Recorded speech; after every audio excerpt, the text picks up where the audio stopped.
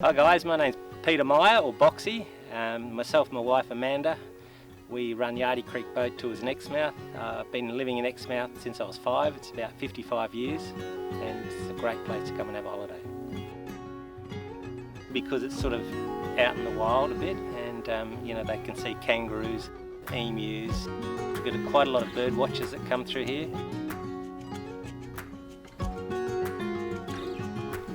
It's a pretty unique place with the wildlife. Like in Yardie Creek we have the black-footed or the black-flanked wallabies. So it's quite unique for the cast of caves that are here. There's probably over 12 to 1500 varieties of cave systems through the Cape Range itself. It's a great place to come on holidays, especially if you want to go whale sharking or game fishing, and also on your days off you can come down to Yardie and have a look at the wildlife down here.